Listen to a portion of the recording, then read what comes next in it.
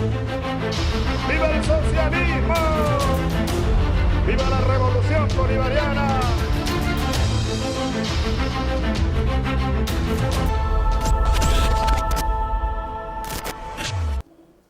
Hola, ¿qué tal? Este es un nuevo programa de resumen latinoamericano que, como todas las semanas, ustedes pueden ver aquí en Argentina y en Venezuela. Y también nos encuentran en nuestra página web www.resumenlatinoamericano.org. Allí pueden ver este programa en diferido, escuchar el programa radial que hacemos desde Argentina para todo el mundo y ver las principales noticias diariamente colgadas en nuestra web. Bueno, hoy vamos a hablar de Venezuela. Venimos de allí, de estar en un encuentro de solidaridad con Venezuela y de hablar con los compañeros y compañeras sobre lo que significa la embestida de la derecha y la derrota que ha sufrido esa embestida, por lo menos parcialmente, el 30 de julio pasado con la elección de la Asamblea Nacional Constituyente.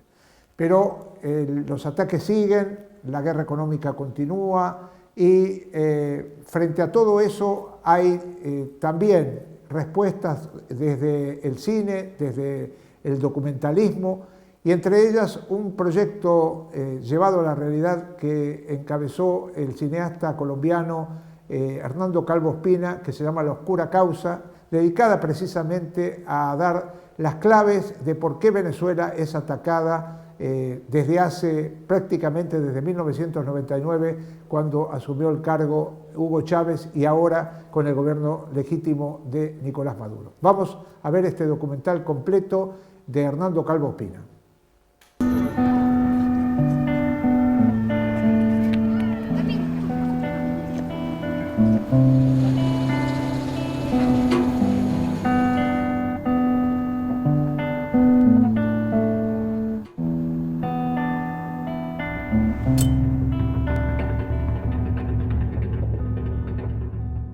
And we've got to have the strongest military in the world, and we occasionally have to twist the arms of countries that wouldn't do what we need them to do.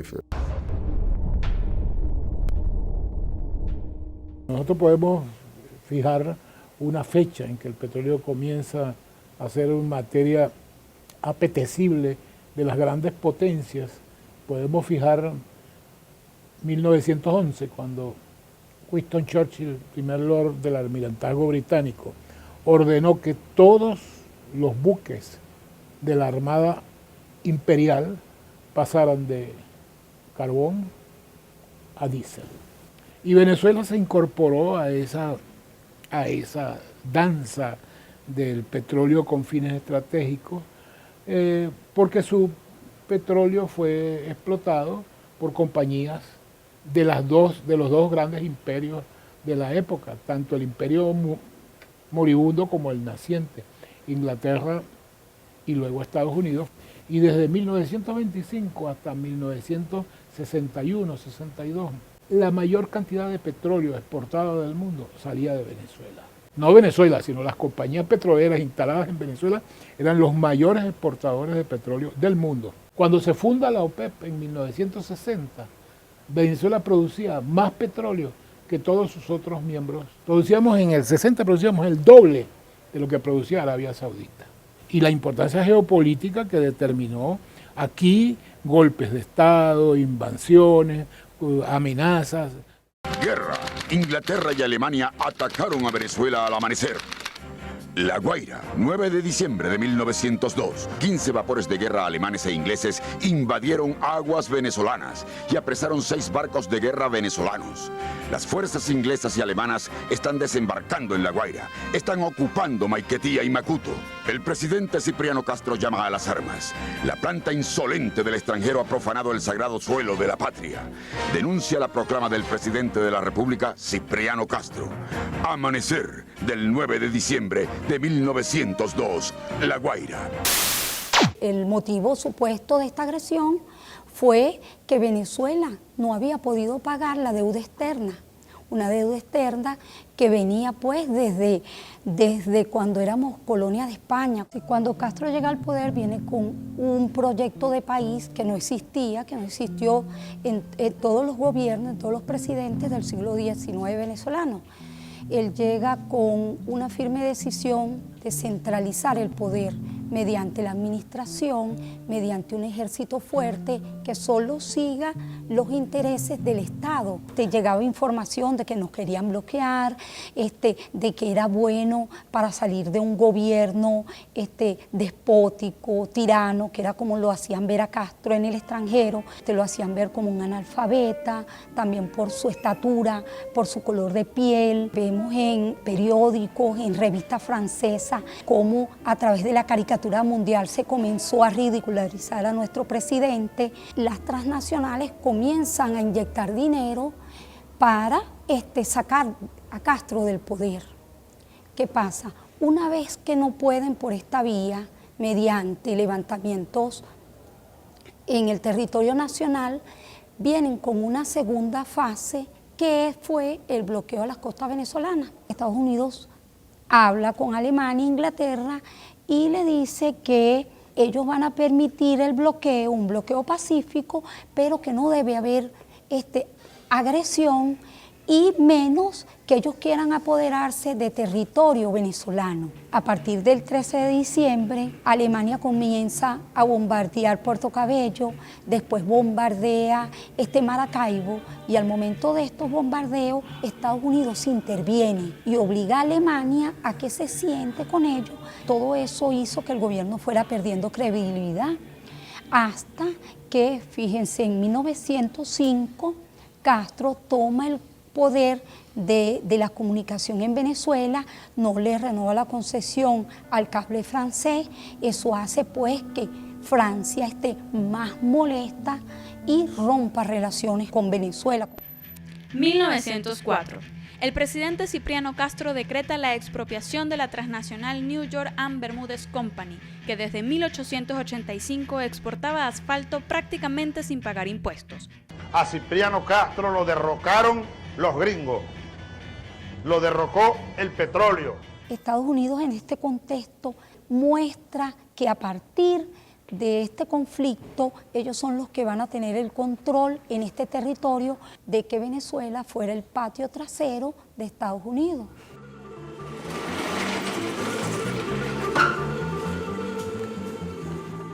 Se alza contra el gobierno comandante desconocido y se rinde por ahora.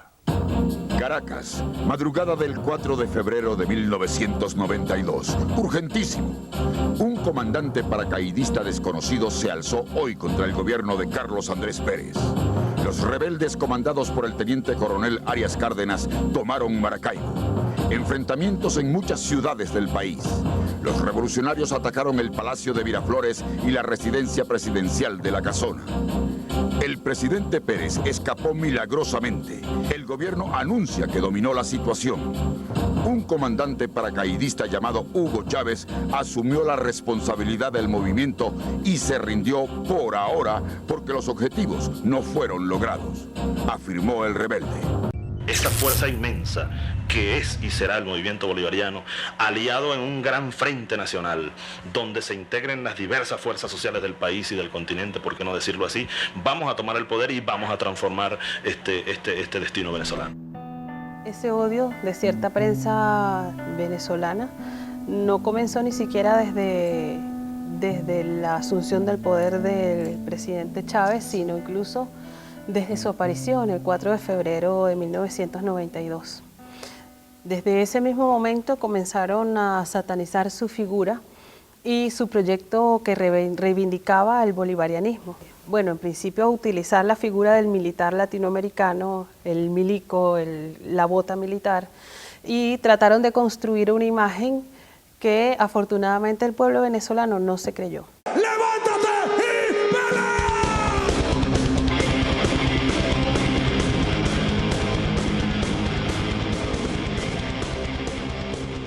Jamás pudieron tragar la llegada del comandante Chávez. Primero porque era negro, sambo, no tenía un grado, un diplomado, ni formaba parte de la burguesía.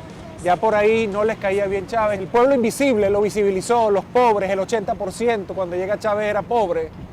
El 40% era prácticamente una pobreza extrema. Él le dio voz, le dio voto y le dio poder al pueblo. Eso ya era algo que no se podía no se podía tragar. Como en todo el mundo, los dueños de los medios en Venezuela son los quienes manejan el poder económico.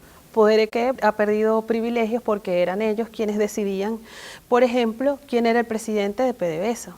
Eran ellos quien decidía quién era el presidente del Banco Central de Venezuela o el ministro de Relaciones Exteriores. El presidente Chávez siempre contaba una anécdota que apenas asumió el poder fue llamado por los dueños de estos medios para reunirse y discutir sobre el nuevo gabinete. Y bueno, Chávez dijo que no, que les había dado un parado y ahí comenzó la guerra mediática, digamos, con más fuerza. Aquí pensaban seguir. Esa burguesía parásita se apropió durante 100 años de la mayor parte del ingreso petrolero nacional. Parásita. Era un saqueo al país. Llegó la revolución y mandó a parar.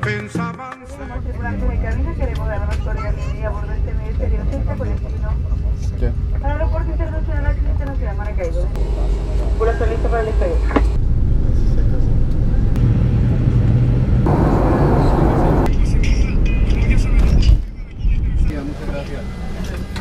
¿Cuáles desafíos plantea esencialmente Chávez? Primero, el rescate de la idea de soberanía, es decir, la decisión del Estado y quien dirige la política exterior del Estado, que es el presidente Chávez, por rango constitucional, definir una política que corresponde a los intereses de la nación. Segundo, y que no menos importante porque la coloca en segundo lugar, esa política de soberanía está construida sobre otro concepto muy importante, independencia. Y tercero, y no por eso tampoco menos importante, es que esa política de soberanía e independencia tiene un correlato específico, manejo y administración de recursos naturales. Ante el choque de esa doctrina con los intereses estratégicos de Estados Unidos, por supuesto, en términos del control de los recursos naturales, en términos de dependencia, se produce una escalada de acciones de los Estados Unidos destinado a desestabilizar a Chávez. Por eso que es interesante a veces en estas discusiones, cuando dicen, bueno, es que los Estados Unidos en los últimos años es que ha tenido una política agresiva hacia Venezuela. No, desde 1999-2000 es una política consecuente, que tiene que ver con una actitud muy grosera, muy prepotente, y bastante paranoica incluso por parte de los Estados Unidos hacia Venezuela. Obviously, Venezuela is important because they're the third largest supplier of petroleum. I would say that Mr. Chavez, and the State Department may say this, probably doesn't have the interest of the United States. Todos fueron derrocados. Cipriano Castro, después Isaías Medina, después Carlos Delgado, antes de él Rómulo Gallegos, un gran escritor, y yo, derrocado. Y la causa fundamental, el petróleo.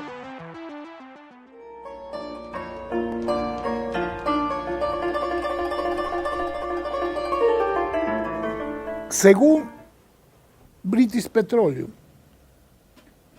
el BP Statistical Review, el mundo hay 1.700.000.000.000 de barriles.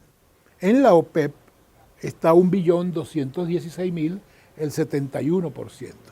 Y en Venezuela, con la certificación Ryder Scott PDVSA, estos 298.000 que te decía, equivalen al 17,55% de todas las reservas probadas del mundo.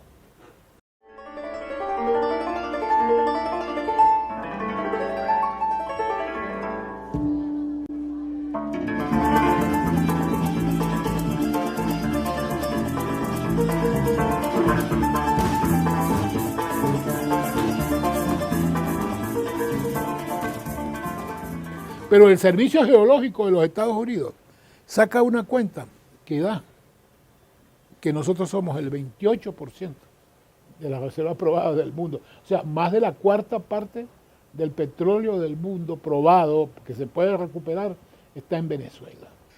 De eso, solo tenemos desarrollado un 4%.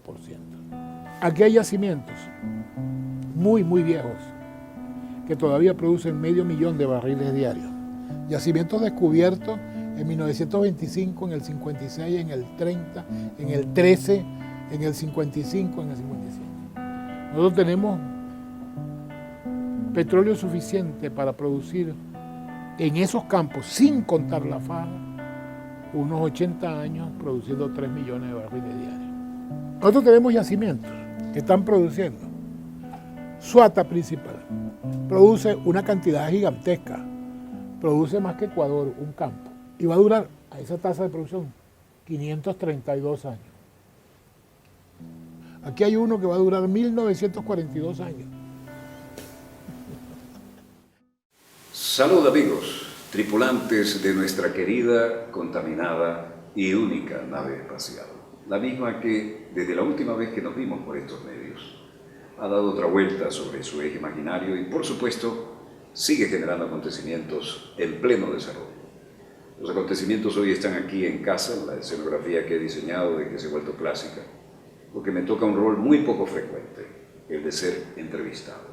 La mayor riqueza petrolera del planeta no está en Arabia Saudita ni en todos esos pequeños reinos de testas coronadas que tienen que pagarle protección a Estados Unidos para mantener la cabeza sobre los hombros y sobre los hombros la corona, ¿no? La verdadera riqueza petrolera, entre otras, está aquí en la República, hoy República Bolivariana de Venezuela. Este estrecho de Hormuz de 10-12 millas de ancho. Si uno hunde ahí un gran petrolero, se va al diablo el transporte de 42-45% del petróleo mundial. La ruta larga hacia el gran consumidor, Estados Unidos, es como estamos viendo por el mar de Arabia, bajar al sur de África, cruzar el legendario Cabo, subir por el Atlántico, seguir hacia el Caribe por este, y luego de 40-45 días entrarle a Texas. Pero en una situación crítica de riesgo estratégico. La mayor riqueza petrolera del planeta está aquí, pero no está a 45 días, está de 4 a 5 días. 10-1 es la proporción.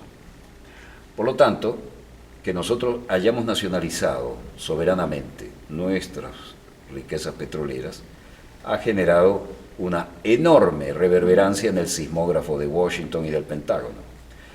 Además, los gringos pidieron, los yanquis, ¿no? Pidieron que aceptáramos bases de ellos en el territorio nacional.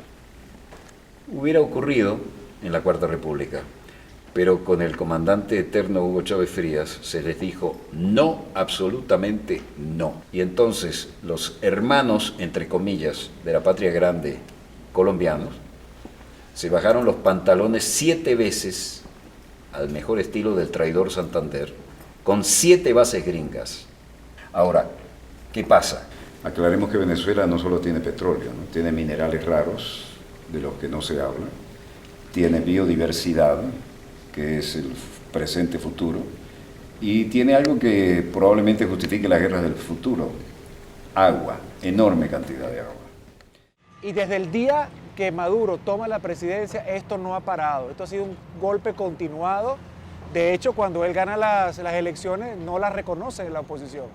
A esta oposición totalmente apátrida, que funciona como un ejército de ocupación, comprando conciencias con dólares financiados por los Estados Unidos, ya sin careta, ya de frente, ya el apoyo de norteamericanos es frontal. Y bueno, todo esto nos ha embullido en esta locura que tenemos ahora en Venezuela, nunca antes vista. Esto ha sido inyectado, esto ha sido creado por estas mentes sucias, porque ustedes, por favor, vean la diferencia. Ustedes ven la marcha chavista, las marchas rojas, son tambores, alegría, cantos, esperanza, patria, y ven las marchas de oposición, odios, gritos, insultos, destrucción, quema. Aquí han quemado clínicas materno-infantiles, aquí han asesinado personas, jóvenes entre ellos mismos, con armas de fabricación casera. Aquí han quemado, nada más en la noche de ayer, por ejemplo, para decirles algo, quemaron 51 autobuses de primera que son para el pueblo, y se suma, ya pasan los 200 autobuses quemados. Han arremetido contra el metro, han arremetido contra liceos, escuelas, han destruido universidades. Han llamado directamente a la violencia, han llamado al golpe de Estado, inclusive con mensajes directos a las Fuerzas Armadas, y han comprado jóvenes haciéndoles creer, les han lavado el cerebro, haciéndoles creer que están en una labor patriótica, y a otros los están pagando, inclusive están pagando a bandas armadas de delincuentes para que creen el caos y actúen, como les dije antes, como un ejército de ocupación.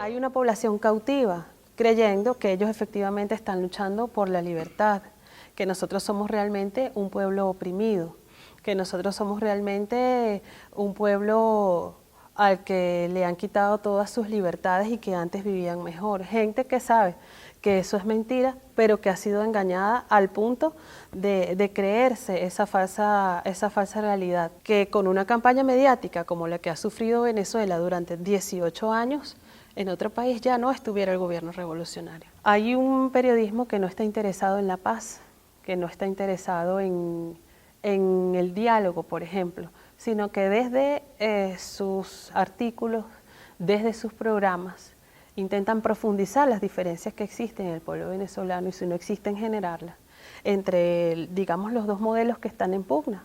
El chavismo, que ha presentado un proyecto, un modelo claro, y la oposición, cuyo proyecto es salir del gobierno revolucionario.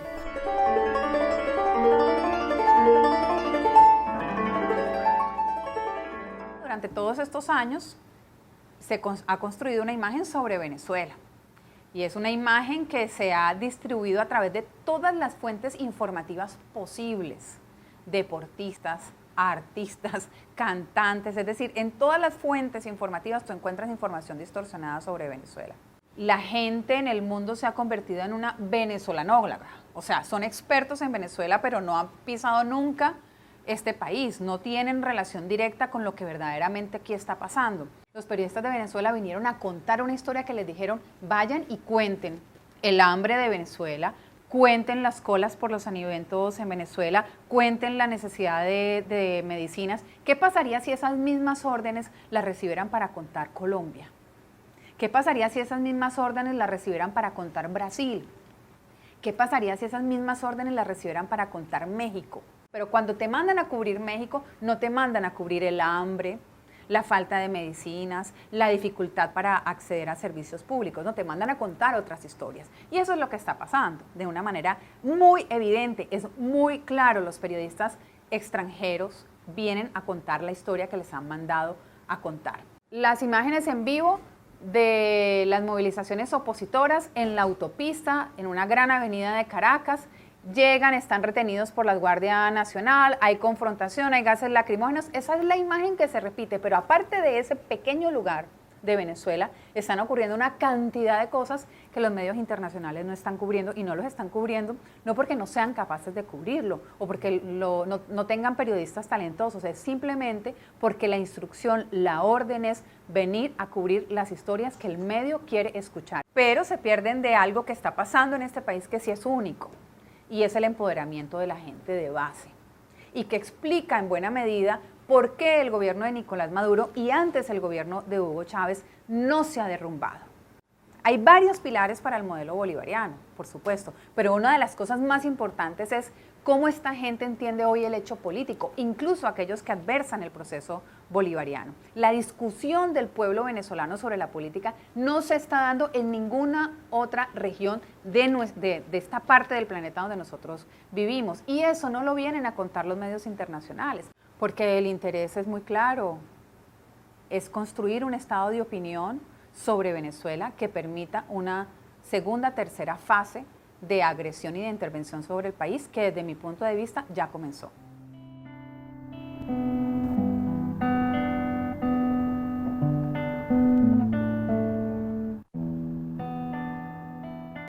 ¿Por qué la oposición insiste tanto en el tema de la crisis humanitaria? Porque en el derecho internacional humanitario existe la figura de la injerencia humanitaria, es decir, un país que sufra hambrunas, terremotos, catástrofes, se produce toda una oleada de intervención humanitaria. En Venezuela no hay que hacer colas, ni está escaseando, ni están escaseando las frutas, ni las verduras, ni las hortalizas. Pero sí aquellos productos y además son de alto consumo, pero sí aquellos productos que, siendo de alto consumo, la producción está concentrada en un 80% en no más de 2 o 3 empresas, ¿no? Y además productos emblemáticos para la mesa del venezolano, la harina de maíz precocida, el arroz, el café, el azúcar. Nosotros estamos en unos niveles de producción relativamente altos si lo comparamos con la década de los 80, de los 90, incluso en términos per cápita. No es la caída de la producción lo que está explicando las colas de algunos productos, ni tampoco el incremento de los precios. Si de verdad fuese un problema de producción, porque el producto sí se consigue en los mercados ilegales, porque los productos están en los mercados ilegales. Entonces alguien los produjo, alguien los importó, en el caso de que fuesen importados. El Estado capta las divisas por exportación de petróleo, en un 95%. Claro, el Estado le entrega a tasa preferencial las divisas al sector privado para que importe a tasa preferencial, pero cuando hacen la conversión no utilizan la tasa preferencial, utilizan la más alta que ven en el mercado. Y la más alta que ven en el mercado es la de ese mercado ilegal, desproporcionada, totalmente manipulada, que tiene un comportamiento, el patrón está asociado a los momentos electorales o de alta conflictividad política. El año 2014 se entregaron el Estado le entregó a la industria farmacéutica alrededor de 2.500 millones de dólares anuales para importar medicamentos. Ya desde el 2013 se estaba comenzando a observar la escasez de medicamentos. Ahora, el año 2004 se entregaron alrededor de 900 millones de dólares. La diferencia es grande, ¿no? De 900 a 1.400. Los venezolanos no nos hemos enfermado tanto en 10 años para justificar ese incremento. Sin embargo, los medicamentos no están. Entonces ahí es donde decimos, no es un problema de la asignación de divisas, no es un problema de la falta de recursos. Si bien los recursos del 2012 para acá han disminuido por la caída del precio del petróleo, la asignación de alguna forma se ha mantenido en términos relativamente superiores a los históricos. Es decir, no se justifica la escasez por esa vía. Todas estas agresiones económicas, que además son contra el pueblo, no son contra la economía, son contra un pueblo, tienen una intencionalidad política y generar una desestabilización social, mucho malestar, porque hay que ver lo que angustia, ¿verdad? Buscar un medicamento y no conseguirlo, que también, bueno, lo hemos venido diciendo, la guerra económica no está sola, está acompañada de una guerra psicológica y de una guerra comunicacional que la potencian.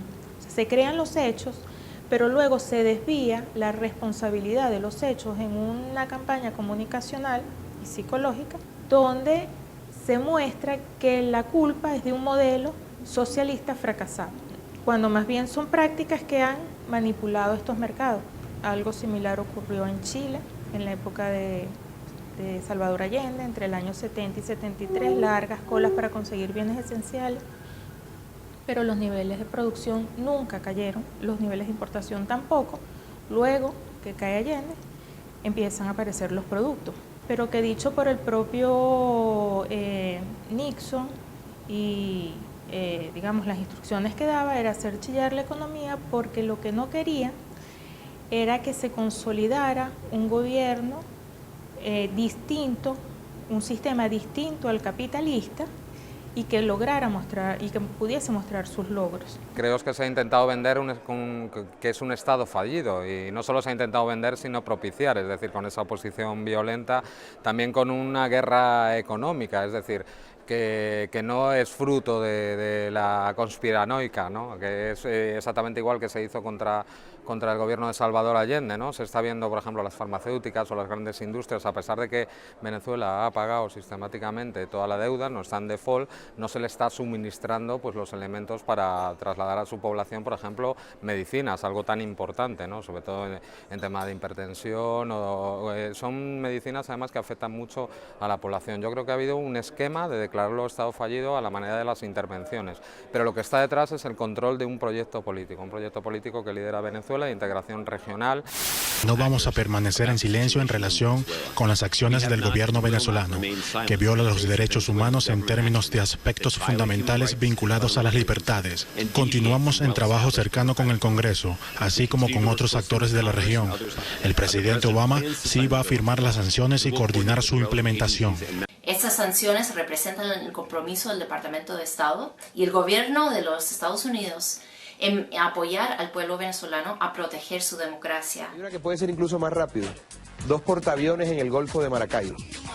Esos tipos que vociferan como Maduro y Diosdado son una bola de cobardes porque atacan mujeres y niños. Exacto. Hay que plantarles enfrente 2 portaaviones y vamos a ver si son tan guapos como dicen con el ejército americano. Dios te bendiga, Belardo. No, por favor. No, porque es que cuando uno dice, pero que se metan los gringos... No, pero por favor. Que usen la fuerza en nombre de la libertad, te dicen, oh, no. Y le preguntan, ¿se justifica moralmente asesinar al tirano? Claro, porque es que un pueblo que asesina o quien asesina a un tirano no es un asesino. Exacto. Es un patriota. Exacto. Y entonces hay que pasar a la acción.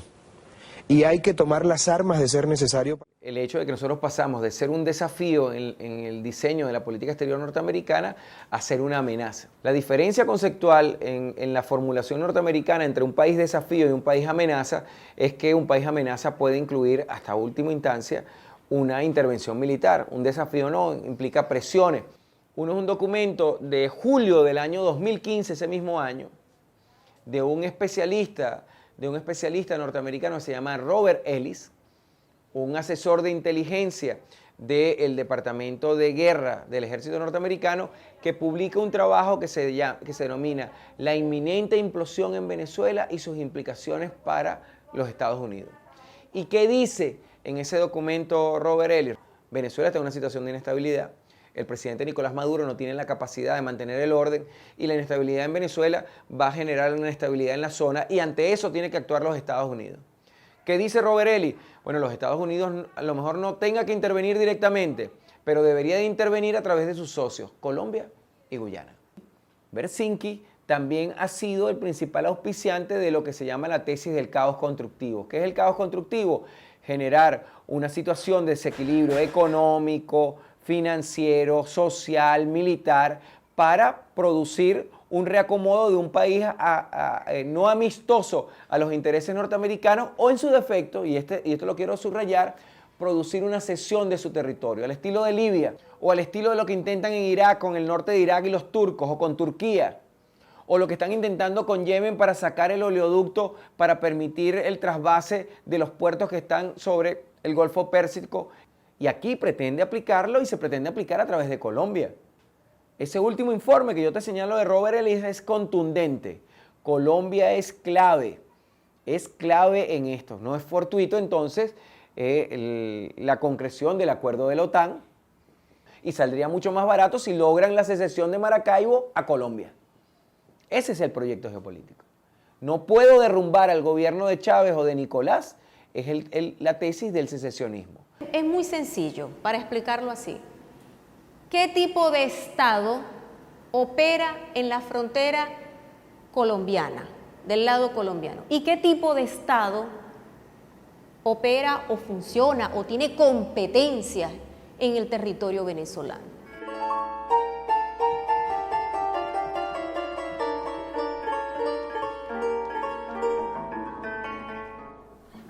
Venezuela históricamente ha pagado, ha cubierto una deuda social de los gobiernos colombianos con la población. En estas últimas 2 décadas, el crecimiento nos ha llevado a considerar una población de cerca de 6 millones de colombianos. ¿Por qué se vienen los colombianos a Venezuela? En estas últimas 2 décadas, fundamentalmente, porque los procesos de orden social que desarrolla el gobierno venezolano tienen que ver con la atención al ciudadano, indistinto de su condición, de dónde haber nacido, y los colombianos se sienten mucho más atraídos y beneficiados. Uno, porque hay un escenario geográfico donde pueden llegar y van a tener la cobertura de orden social, cultural, económico, incluso político. El gobierno colombiano no ha logrado entender la dimensión o no quiere entender la dimensión de lo que significa sostener una franja de colombianos tan importante. Y el gobierno colombiano, que ha asumido el paramilitarismo como una política de Estado, ha sido coautor del proceso de desestabilización que se genera en Venezuela. Los paramilitares que vinieron aquí con objetivo de asesinar al presidente Hugo Chávez fueron paramilitares concebidos desde la expresión política organizada colombiana. No en vano, cerca de 300 parapolíticos, es decir, concejales, alcaldes, gobernadores, representantes y senadores, algunos ya condenados por la política en Colombia, con una relación estrecha en Venezuela. Hay paramilitares de origen colombiano en Venezuela, pero también ya hay una fase superior del paramilitarismo inducido desde Colombia con nativos venezolanos. Se asume entonces en la necesidad de ofender, de golpear, de servir de facilitador. ¿Para quiénes? Para que el gobierno estadounidense, el Pentágono, penetre Venezuela y las riquezas que son de este pueblo hermano venezolano las puedan compartir con las transnacionales. Es Colombia la punta de lanza para la penetración hacia el territorio venezolano.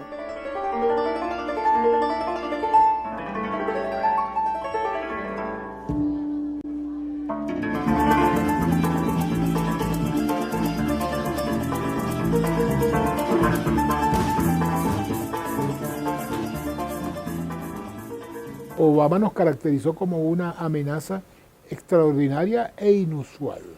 Trump está súper de acuerdo con eso y nos menciona directamente en ese Energy Plan, America First Energy Plan. Ahí menciona Venezuela, Irán, Rusia. Objetivos así de que... Las amenazas militares son reales, o sea, no solo está, por ejemplo, en las maniobras militares que se han hecho hace poco con decenas de países, incluso países europeos, delante de las costas venezolanas, como también las declaraciones del almirante de la flota del Pacífico en el Senado, diciendo que Venezuela es un problema de narcotráfico, de terrorismo, etcétera, etcétera. La cosa que me mantiene despierto en la noche con respecto a Venezuela es si hay alguna crisis humanitaria importante, es decir, un colapso de la economía, al punto en que necesiten desesperadamente alimentos, agua y cosas como esas. Y entonces podríamos reaccionar a eso, y lo haríamos. Ahora, cuando no puedes tumbarlo desde adentro y se genera una crisis, entonces humanitariamente, para evitar una crisis humanitaria, para evitar derramamiento de sangre más grandes, para evitar que se extienda esto a países vecinos, aparecen gente de buena voluntad que dice esto es un problema de seguridad hemisférica y hay que actuar ya. Porque tenemos la verdad de nuestra parte y no vendrán unos asaltantes de la oligarquía interna de la derecha extremista con el guión escrito por el Departamento de Estado a asaltar el poder político de Venezuela. Se equivocaron con nosotros, se equivocaron de país. Un gobierno que respete a los pueblos de América Latina, a la América de Simón Bolívar, carajo. Váyanse al carajo, yanquis de mierda, que aquí hay un pueblo digno. Sépanlo. Estamos resueltos a ser libres, pase lo que pase y cuéstenos lo que nos cueste. ¡Ya basta! ¡Ya basta!